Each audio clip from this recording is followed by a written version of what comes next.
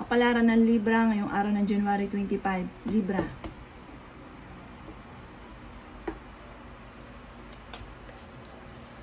Sinasabi po dito na kasalukuyang may kalungkutan kang pinagdadaanan sa ngayon, Libra. At nagiging, ano daw kayo, moody. Sinasabi rin po dito na kayo daw po ay maging matalino, Libra, sa bawat desisyon. Dahil parang may mga pagkakataon na sumasaba kayo sa isang sitwasyon na wala kayong nalalaman. Kaya maging matalino muna, maging mapagmatsyag sa kaganapan. At kayo daw po ay wag masyadong didibdibin ko ano man ang problema mo sa ngayon.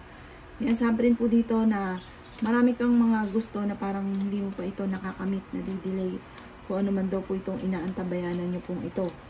Sinasabi rin dito na kayo daw po ay parang gustong-gusto nyo nang makamit, na minsan ito ang nagiging dahilan kung bakit ikaw ay madalas na nagkakaroon ng pagkakamali. Kasi parang may mga gusto ka na gustong-gusto mo na makamit, kaya lang hindi na pag-iisipan, kaya sumasablay.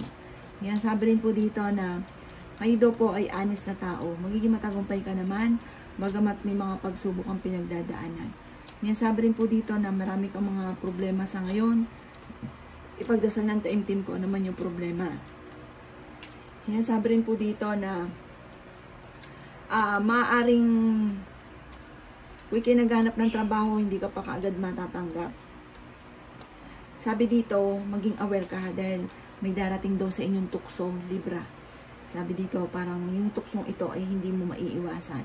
Yan, sabi rin po dito na iikot ang magandang kapalaran, yung kabutihan mong ginagawa ay ang balik nito ay good karma para sa inyo. Yan, sabi rin po dito na may malaking magandang pagbabago na magaganap at